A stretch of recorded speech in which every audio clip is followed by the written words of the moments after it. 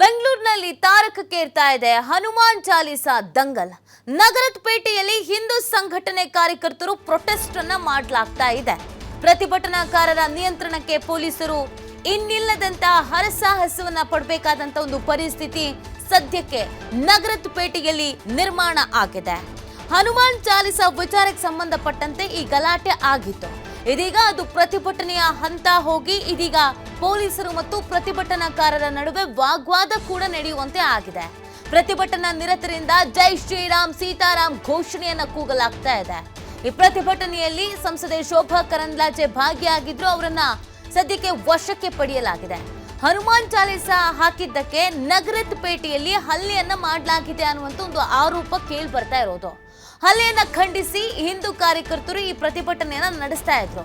ಪ್ರತಿಭಟನೆಯ ಹಿನ್ನೆಲೆ ನಗರದ ಪೇಟೆಯಲ್ಲಿ 144 ಸೆಕ್ಷನ್ ಅನ್ನ ಜಾರಿ ಮಾಡಲಾಗಿದೆ.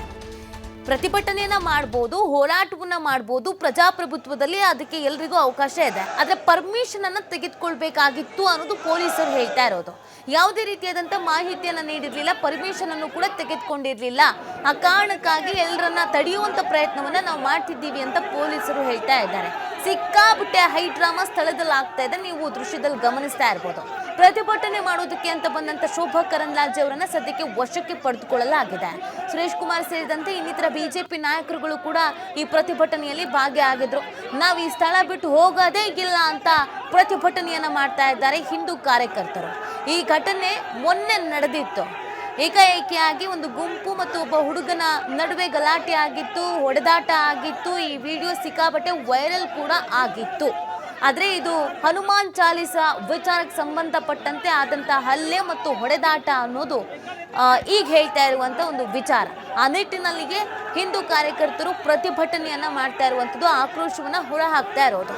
ನಮ್ಗೆ ಇಲ್ಲಿ ಯಾವುದೇ ರೀತಿಯಾದಂಥ ಭದ್ರತೆ ಇಲ್ಲ, ಹನುಮಾನ್ ಚಾಲಿಸಾ ಹಾಕಿದ್ಕೆ ಹಿಂಗಾಯ್ತು ಅಂತಂದ್ರೆ ಏನ್ ಕತೆ ಅನ್ನೋದು ಅವ್ರ ಪ್ರಶ್ನೆ.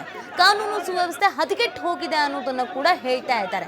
ಆ ಕಾರಣಕ್ಕಾಗಿ ಪ್ರತಿಭಟನೆಯನ್ನ ನಡೆಸಲಾಗ್ತಿತ್ತು. ಈ ಸಂದರ್ಭದಲ್ಲಿ ಪೊಲೀಸರು ಪ್ರತಿಭಟನೆಯನ್ನ ತಡೆಯುವಂತ ಪ್ರಯತ್ನವನ್ನ ಮಾಡಿದ್ದಾರೆ. ಬಟ್ ಆಗ ಮಾತಿಗೆ ಮಾತು ಬೆಳೆದಿದೆ, ವಾಗ್ವಾದ ಕೂಡ ಆಗಿದೆ. ಯಾವುದೇ ಪ್ರತಿಭಟನೆಯನ್ನ ಮಾಡಬೇಕು ಅಂದ್ರೂ ಪರ್ಮಿಷನ್ ಅನ್ನ ಎಲ್ಲಿಯಾದ್ರೂ ತೆಗೆದುಕೊಳ್ಳೇಬೇಕು.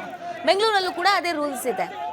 ಪ್ರತಿಭಟನೆ ಮಾಡ್ತೀವಿ ಅಂತಂದ್ರೆ ಮೊದಲೇ ಇನ್ಫಾರ್ಮ್ ಮಾಡಬೇಕು. ಅದಕ್ಕೆ ಓಕೆ ಅಂತ ಪೊಲೀಸ್ ಇಲಾಖೆ ಹೇಳಿದ್ರೆ ಪ್ರತಿಭಟನೆಯನ್ನ ಮಾಡಬೇಕಾಗತ್ತೆ. ಯಾಕಂದ್ರೆ ಭದ್ರತೆಯ ವಿಚಾರವನ್ನ ಸಹ ನೋಡ್ಕೊಳ್ಬೇಕಾಗತ್ತೆ. ಭದ್ರತೆಯ ವಿಚಾರ ಕೂಡ ತುಂಬಾನೇ ಮುಖ್ಯ ಆಗಿರುತ್ತೆ.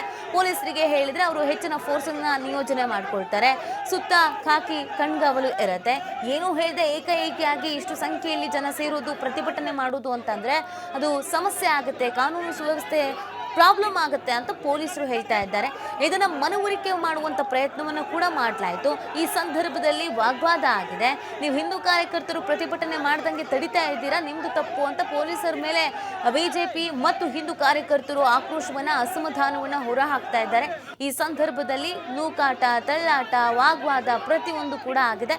ಶೋಭಾ ಕರಂದ್ಲಾಜೆ ಅವರನ್ನ ಎಳೆದುಕೊಂಡು ಹೋಗುವಂತ ಪ್ರಯತ್ನವನ್ನ ಕೂಡ ಮಾಡಲಾಗಿದೆ. ನೀವು ದೃಶ್ಯದಲ್ಲಿ ಗಮನಿಸ್ತಾ ಇರಬಹುದು. ಅವರಂತೂ ರೋಡಲ್ಲೇ ಕೂತು ಬಿಟ್ಟಿದ್ದಾರೆ. ಯಾವುದೇ ಕಾರಣಕ್ಕೂ ನಾನು ಇಲ್ಲಿಂದ ಅಲಗಾಡಲ್ಲ ಅಂತ. ಆ ಸಂದರ್ಭದಲ್ಲಿ ಅವ್ರನ್ನ ವಶಕ್ಕೆ ಪಡೆದುಕೊಳ್ಳುವಂತ ಪ್ರಯತ್ನವನ್ನ ಮಾಡಲಾಗಿದೆ.